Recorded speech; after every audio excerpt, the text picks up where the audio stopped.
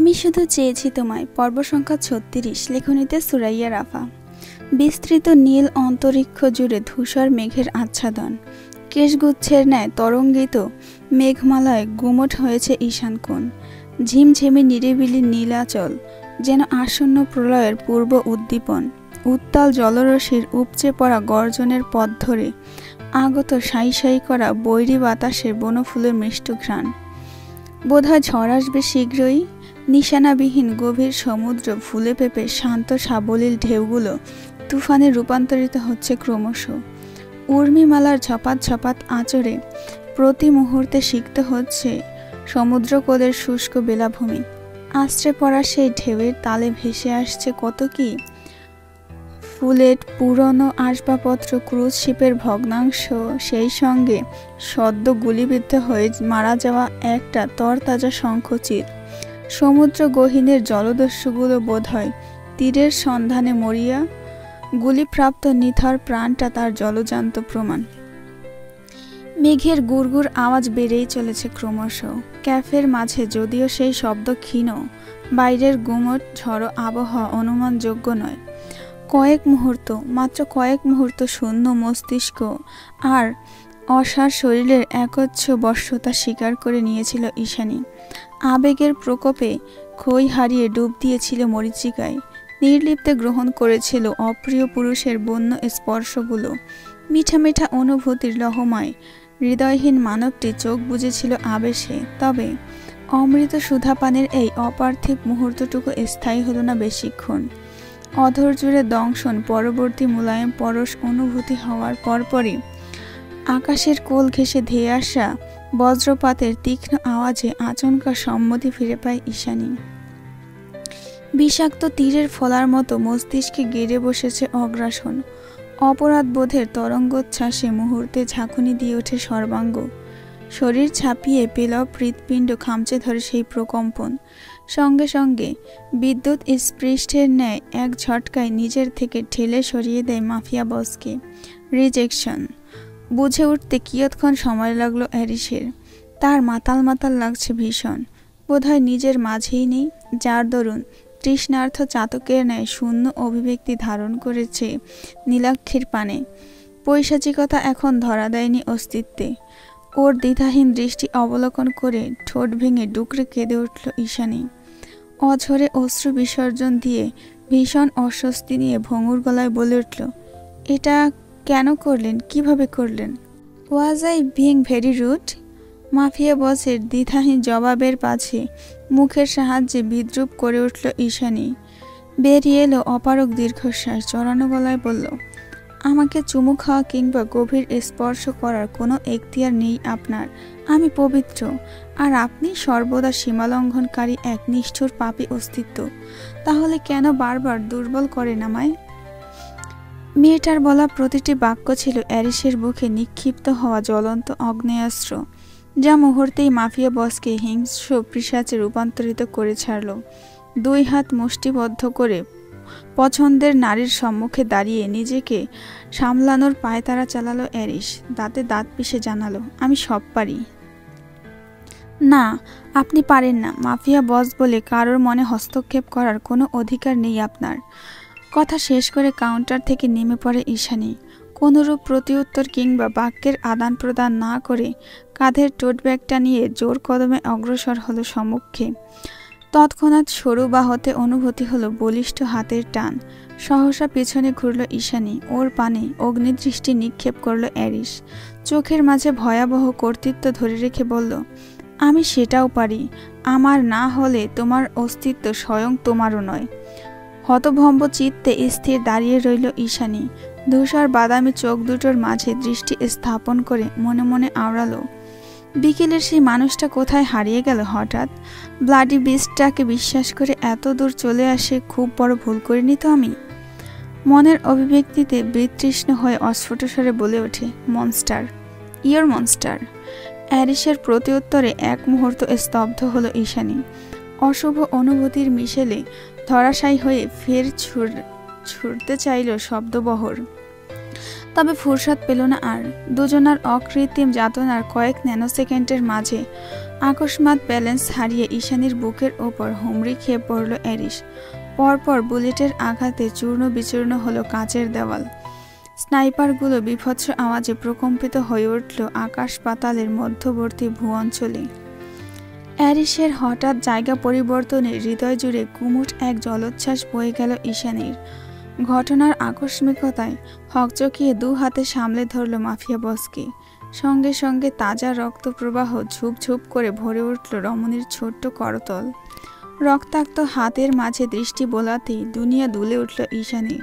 তৎক্ষণাৎ কোনো কিছু না বুঝে অসহায় নেত্রদ্বয় বড় বড় করে নজর আবদ্ধ করল পর্বতের ন্যায় অটল দাঁড়িয়ে থাকা মাফিয়া বসের ভঙ্গুর দৃষ্টে। কাঁপা কাঁপা গলায় বলল, রক্ত?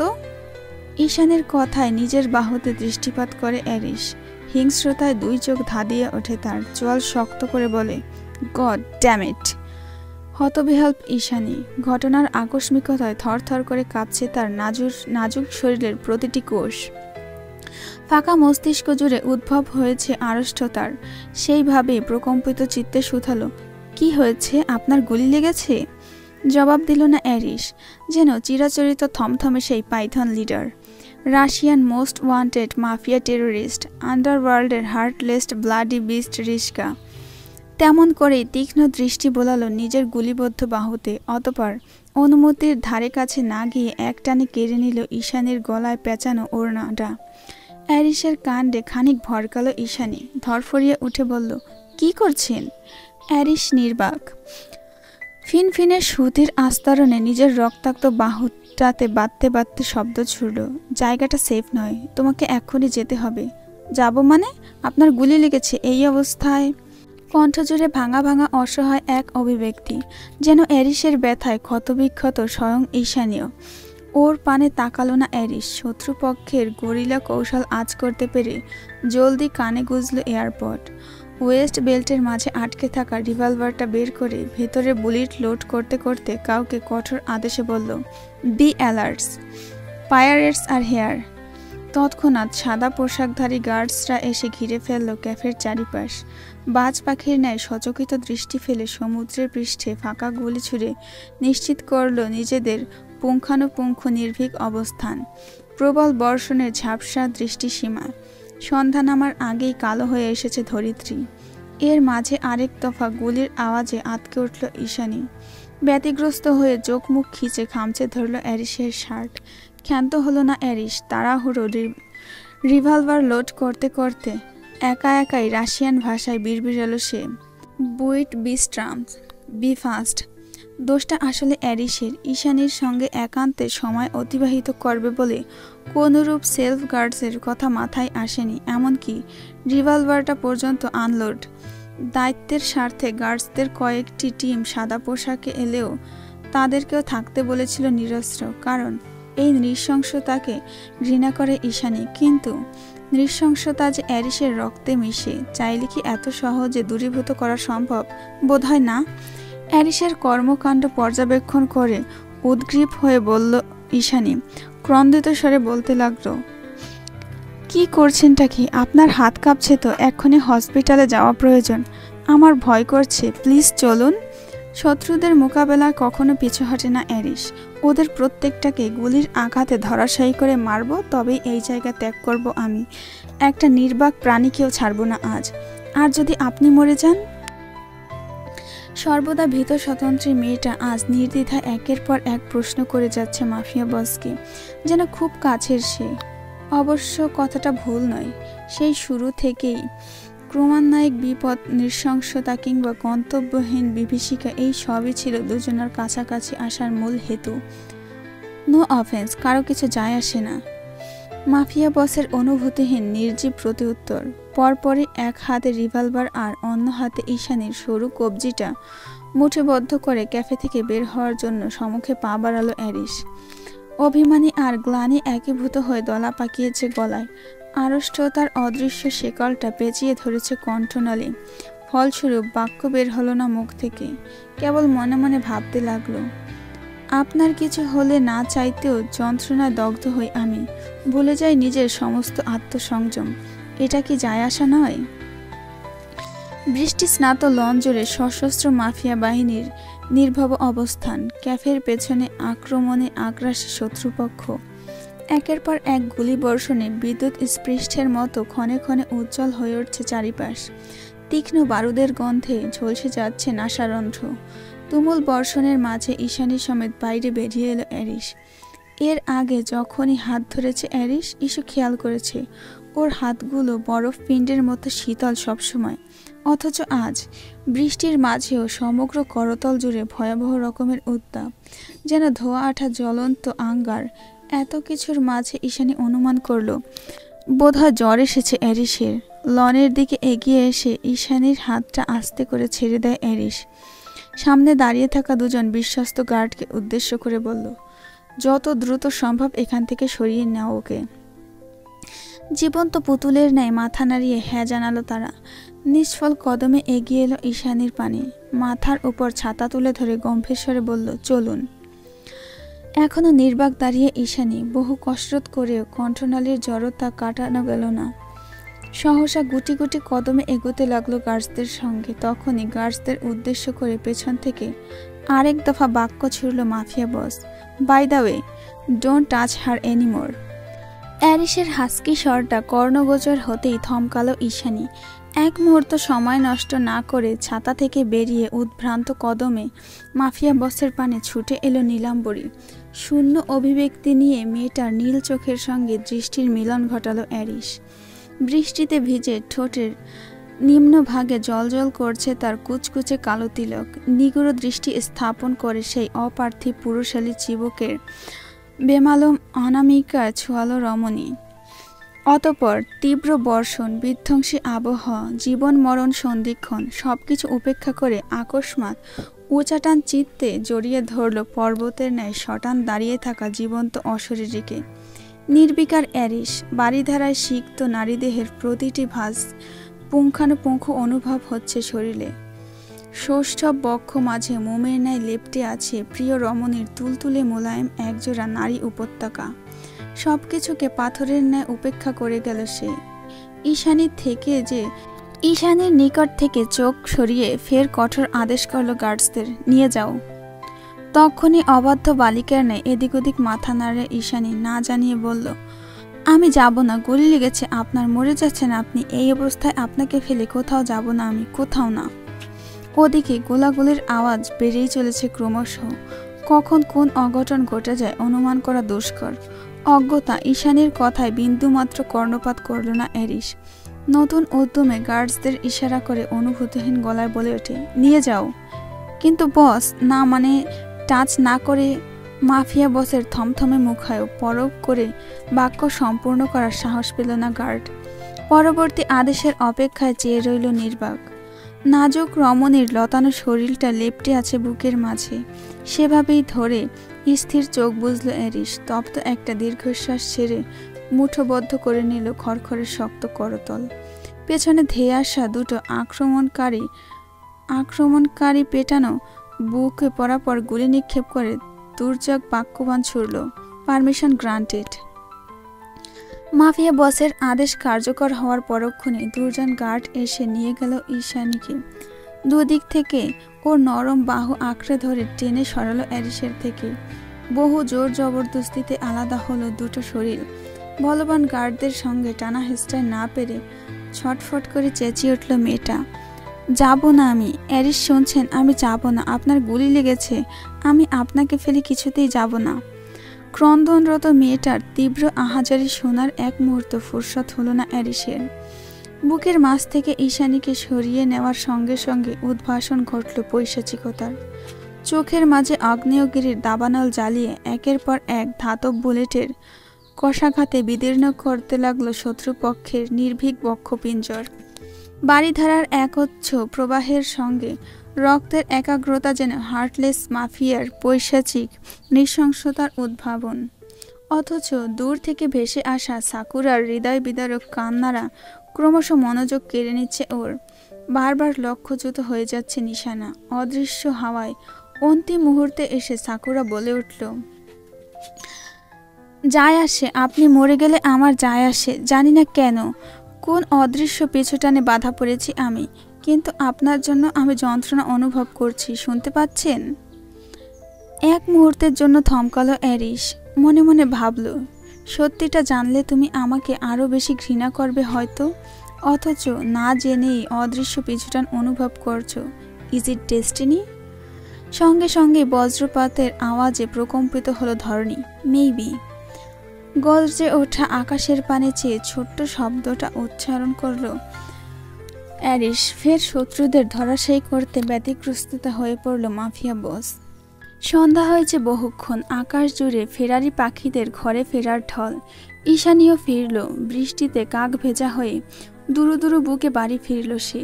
পা দুটো যেন চলেও চলছে না। বিধ্বস্ত হৃদয়। জল জলে নীল চোখ দুটোতে জমে আছে নোনা জল।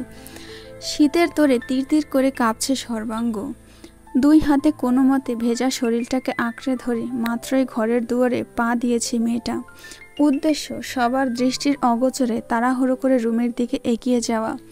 তবে সেই আশা পূরণ হলো না আর। সিঁড়ির মাঝে এক পা দিয়েছে কি দেয়নি, তৎক্ষণাৎ কর্কশ স্বরে বাদ সাধলেন রোকেয়া। দাঁড়া, কোথায় গিয়েছিলি? মায়ের ডাকে পেছন ঘুরল ঈশানী। দায় সারা হয়ে বলল, কোথায় আবার? বুটিক হাউসে। আমাকে কি তোর বোকা মনে হয়? বৃষ্টিতে ভিজে কার সঙ্গে বাড়িতে ফিরেছিস? আড়ালে শুষ্ক ঢোক গিলল ঈশানী। নিজের খাতটুকু লুকাতে ব্যগ্রস্বরে বলে উঠল, কি বলছো আজে বাজে কথা? কারো সঙ্গে ফিরিনি আমি।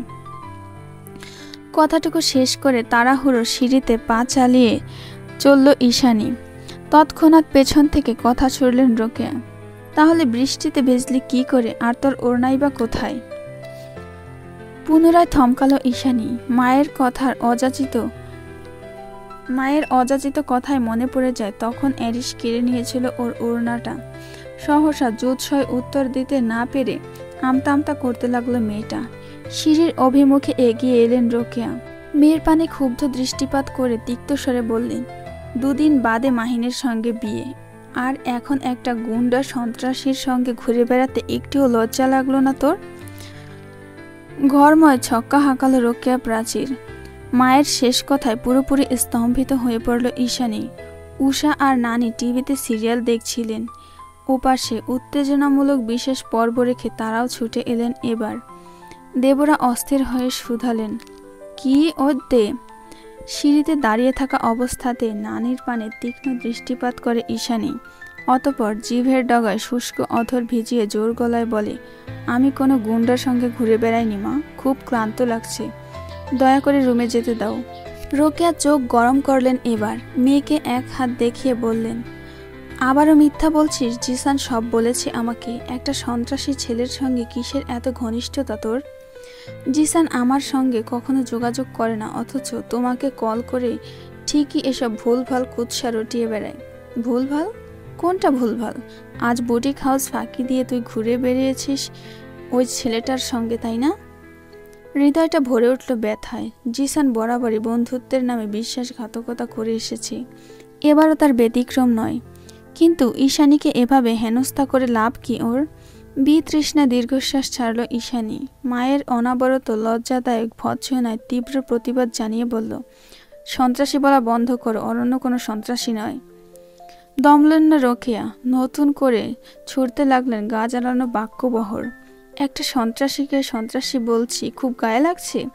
ভুলে যাস না মাহিন তোর হবু স্বামী। কই, তার সঙ্গে কখনো ঘুরতে দেখি না তো তোকে। তুই চাকরির নাম করে যাস আর তার সঙ্গে বেলাল্লাপানা করে বেড়াবি, আর আমি বেঁচে থাকতে এসব দেখব ভেবেছিস? মায়ের সঙ্গে অযথা তর্ক করে লাভ নেই। পরিস্থিতি কিংবা হৃদয়ের অনুরক্তি কোনো কিছুই বোঝার মানুষ মা নয়। সেই ভেবে আহত দীর্ঘশ্বাস ছেড়ে ফের নিজের ঘরের দিকে পা বাড়ায় ঈশানী। সঙ্গে সঙ্গে তিরিক্ষি আওয়াজ ভেসে আসে পেছন থেকে। কথার ছাপ ছাপ উত্তর না দিয়ে কোথায় যাচ্ছিস তুই? কোনো গুন্ডা পান্ডার সঙ্গে ঘুরে এসেছিস সত্যি করে বল, নয়তো এই বাড়িতে আর তোর কোনো জায়গা নেই। ধৈর্যের বাঁধ ভেঙে গেল এবার। অপারগ হয়ে দাঁতে দাঁত চাপল ঈশানী। পেছনে ঘুরে তির্যক স্বরে বলে উঠল, ভুলে যেও না, বাড়িটা আমার। দাদু মারা যাওয়ার আগে এই বাড়িটা তার একমাত্র নাতনির নামে উইল করে গিয়েছেন, অন্য কারোর নামে নয়। তাই এবার থেকে অহেতুক হয়রানি করা বন্ধ করো মা। আমাকে আমার মতো ছেড়ে দাও। তিক্ত কয়েকটা বাক্য উগরে দিয়ে সিঁড়ি ডিঙিয়ে উপরতলায় চলে গেল নিজের ঘরে। নিচতলায় ঠায় দাঁড়িয়ে ফুঁসছেন রোকেয়া। মেয়ের যাওয়ার পানে চেয়ে রাগে গজরাতে গজরাতে বলে উঠলেন, কখনোই না, তোকে তোর মতো ছেড়ে দিলে আজ বাদে কাল আমার উষাকে এইভাবে দূর দূর করে বাড়ি থেকে তাড়িয়ে দিবি তুই। তার আগে তোর ডানা ছাড়তে হবে। এক মনে কথাগুলো বলে মায়ের উদ্দেশ্যে কথা ছুড়লেন রোকেয়া। বললেন, ওকে আর বাড়ির বাইরে পা রাখতে দেওয়া যাবে না মা। মেয়ের কথায় খুব একটা কর্ণপাত করেন না দেবরা। আপাতত সিরিয়ালের নেশায় মত্ত সে। অজ্ঞতা লাঠি ভর করে টিভির দিকে যেতে যেতে বললেন, বিয়া দিয়ে ফেল, বিয়া দিয়ে ফেল, বিয়াইবা দিলে দে, বেক্ষণি ঠিক হয়ে যাইব। Moscow Russia. দুপুরের মিহি রোদ স্ম্লান হয়ে এসেছে কিছুটা। সূর্য পশ্চিমে যাওয়ার আগেই ঢাকা পড়েছে কুয়াশায়। তুষারপাত না হলেও প্রকৃতি জুড়ে বয়ে যাচ্ছে কনকনে শীতল হাওয়া। বিকেলের নরম রোদ উপভোগ্য নয়, বেশ ঠান্ডা চারিদিক। পেলব শরীরের দাদের বুননকৃত উলের একটা গরম চাদর পেঁচিয়ে আজ বহুদিন বাদে প্যারাডাইস ভবনের বাইরে বেরিয়েছে ফ্লোরা। গেটের কাছে তুষার দাঁড়িয়ে আছে। আপাতত গুটি গুটি পায়ে সেদিকে অগ্রসর হচ্ছে রুশকন্যা। গাড়ির ট্যাঙ্কে কিছু অস্ত্র আর গোলাবারুদ ভরে নিচ্ছিল তুষার। এমতো অবস্থায় গেটের নিকট এসে হাজির হলো ফ্লোরা। তুষার তাকালো না, নিজের কাজে অবিরত থেকে ছোট্ট স্বরে বলল, তুমি আবারও চলে যাচ্ছেন? থমকালো তুষার। আস্তে করে ট্যাঙ্কের শাটারটা নামিয়ে 2 কদম এগিয়ে এলো ফ্লোরার পানে। সূর্যের নরম আলোয় টকটকে দুতি ছড়াচ্ছে রমণীর মাখন নরম ওষ্ঠাদয়ের। সেদিকে এক পল দৃষ্টি বলিয়ে নির্লিপ্তে মাথা নাড়িয়ে হ্যাঁ জানালো তুষার। ফ্লোরা নির্বাক। এদেশ সেদেশ করে পুরো ব্রহ্মাণ্ড ঘুরে বেড়ানো তুষারের কাছে নতুন কিছু নয়। কেবল ফ্লোরার জিজ্ঞেস করার প্রচলনটা নতুন। সেই তখন থেকে শুকনো মুখে নীরবে দাঁড়িয়ে আছে ফ্লোরা। তুষার আগ বাড়িয়ে শুধালো, এবার ভেতরে যাবে না? নিশ্চল বদনে হ্যাঁ জানালো ফ্লোরা। তুষার বলল, 1 মিনিট। ক্ষীণ চোখ উঁচিয়ে লোকটার পানে নজর স্থাপন করে ও তখনই গাড়ির ট্রাঙ্ক থেকে একটা চকচকে রূপালি রঙের রিভলভার বের করে ফ্লোরার পানে এগিয়ে দিল তুষার। বিরস মুখে বলল, এটা নাও। রিভলভার দেখে হকচকালো ফ্লোরা। তৎক্ষণাৎ উদ্গ্রীব হয়ে শুধালো, এটা কেন? For your safety purpose. চকিতে হাত গুটিয়ে না করলো মেয়েটা। এদিক ওদিক মাথা নাড়িয়ে আপত্তি জানিয়ে বলল, পেন্ট হাউসে আমি এমনিতেই সুরক্ষিত, এটার প্রয়োজন হবে না। না, তুমি সুরক্ষিত নও। মাফিয়া টেররিতে এইভাবে নিরস্ত্র থাকার কোনো মানেই হয় না। তুমি টমেটো প্রিন্সকে চেনো না, তাই এত নিশ্চিত রয়েছ। কিন্তু তোমাকে এইভাবে একা রেখে আমি নিশ্চিন্ত নই। যা বলছি চুপচাপ তাই করো, রিভলভারটা নাও। তুষারের কঠোর নির্দেশে কুণ্ঠিত হয়ে হাত বাড়ালো ফ্লোরা। কম্পিত হস্তে তুলে নিল রিভলভার। সেটাকে এদিক ওদিক ঘুরিয়ে জড়ানো গলায় বলল, এর আগে কখনো অস্ত্র হাতে তুলিনি আমি। তোমার ইনোসেন্সি সবসময় দুশ্চিন্তাগ্রস্ত করে তোলে আমায়। দয়া করে সাবধানে থেকো। কথাটা শেষ করে গাড়ির অভিমুখে পা বাড়ালো তুষার। পরপরই পিছু ডাকল রুশকন্যা। নির্লিপ্ত বদনে চাইল তুষার। মেয়েটার তরতরিয়ে এগিয়ে এসে আবার বলল, কবে ফিরবেন আবার? জানি না। আর অ্যারিস? দীর্ঘশ্বাস ছাড়ল তুষার। মূর্তিমান শক্ত মুখায়বে কিঞ্চিত নমনীয়তা টেনে আশ্বস্ত গলায় বলল, সময় হলে দুজনেই ফিরব। আপাতত কিছু বলতে পারছি না, অ্যারিস ঠিক নেই। ফ্লোরাকে দ্বিতীয়বার প্রত্যুত্তর করার ফুরসত না দিয়ে ব্যগ্র পায়ে গাড়িতে উঠে বসল তুষার। অতপর অক্ষিপুটে পলক ছাড়ার আগেই বিলাসবহুল রোলস রয়েসটা অদৃশ্য হয়ে গেল জঙ্গলের আঁকাবাঁকা রাস্তার গোলক ধাঁধায়। কেটে গিয়েছে বেশ কয়েকদিন। দিন পেরিয়ে রাত, ফের রাত পেরিয়ে দিন। অ্যারিসের আর কোনো খোঁজ পায় না ঈশানী। যেন পৃথিবীতে থেকেও অদৃশ্যমান সে। বাস্তবতা জুড়ে থাকা অবাস্তব এক মরীচিকা। বিষণ্ণতা কাটে না ঈশানীর। হৃদয়ের ব্যথায় জমে নীল হয়ে আছে সমগ্র অস্তিত্ব। গত কয়েকদিন ধরে ব্যাহত হচ্ছে কর্মদিবস। নিজ মনের দিশাহীন আবেগ অনুভূতির কাছে ক্রমশই পরাস্ত ঈশানী। এই দোটানা, এই টানাপোড়েন সবকিছু দিনে দিনে গ্রাস করে নিচ্ছে ওর নাজুক স্বকীয়তা। কোথায় এর শেষ জানে না নীলাম্বরী। ক্লান্ত বিকেলে আবহাওয়ার বড্ড স্বস্তিদায়ক। গোধূলির রঙের রক্তিম আকাশ, নিভে আসা সূর্যের সোনালি ছটায় চকচক করছে পুরনো কংক্রিটের বাড়িটা। আজ বহুদিন বাদে ছাদে এসেছে ঈশানী। শ্যাওলা পড়া পাঁচিলের উপর দুহাত রেখে চোখ মেলে শূন্য আকাশে রেখেছে। রাতভর বৃষ্টি হয়েছে গতকাল, চারিদিকে ভেজা মাটির একটা সোদা গন্ধ। স্যাঁতস্যাঁতে ছাদের এক কোণে বান্ধবীকে নিয়ে হুড়োহুড়িতে মেতেছে উষা। সেদিকে এক পল চেয়ে আবেশে চোখ বুঝল ঈশানী। ঠিক তখনই কর্ণকুহরে ভেসে এলো চমৎকার পুরুষালী এক পরিচিত কণ্ঠস্বর, গুড আফটারনুন। তড়াক করে চোখ খুলল ঈশানী। চকিতে পাশে তাকাতেই দেখল হাস্যোজ্জ্বল বদনে চেয়ে আছে মাহিন। ঈশানীর বিভ্রান্ত চেহারার পানে সূক্ষ্ম নজর বুলিয়ে ফের কথা পারে যুবক। বেশ আশ্চর্য হলো মনে হচ্ছে। জোরপূর্বক হাসল ঈশানী। মাহিন বলল, বেশ কিছুদিন হলো তোমার কোনো খোঁজ নেই, ঠিক আছো? এবারও নির্বাক রমণী, ঠোঁটের আগায় সুপ্ত মেকি হাসিটা এখনো দৃশ্যমান। স্থির হলো না মাহিন, নতুন উদ্যমে বলে উঠল, তোমার মুখটা এমন শুকনো লাগছে কেন? জ্বর হয়নি তো দেখি? কথা শেষ করে ঈশানীর কপাল ছোঁয়ার প্রয়াসে হাত বাড়ালো মাহিন। তৎক্ষণাৎ তড়িৎ বেগে পিছিয়ে গেল ঈশানী। কণ্ঠনালী ভেদ করে সঞ্চারিত করল ক্ষুদ্র বাক্যবন, জ্বর এসেছে? কবে থেকে? গত 3 দিন। আমাকে জানাওনি কেন? এবারে থমকালো ঈশানী। দীর্ঘ একটা নিঃশ্বাস ছেড়ে আকস্মাৎ বলে উঠল, আমি এই বিয়েটা করতে পারবো না মাহিন। আমি চাই আপনি ভালো থাকুন সবসময়। কয়েক মুহূর্ত স্থবির দাঁড়িয়ে রইল মাহিন। নিজেকে জুৎসই সামাল দিতে বেশ কিছুটা সময় লাগলো তার। অতপর শুষ্ক একটা ঢোক গিলে শুধালো, এই সিদ্ধান্তের একমাত্র কারণ নিশ্চয়ই অ্যারিস ইউভান? সচকিত হয়ে চোখ ঘোরালো ঈশানী। আশ্চর্য গলায় বলল, অ্যারিস ইউভানকে আপনি চিনতেন কি করে?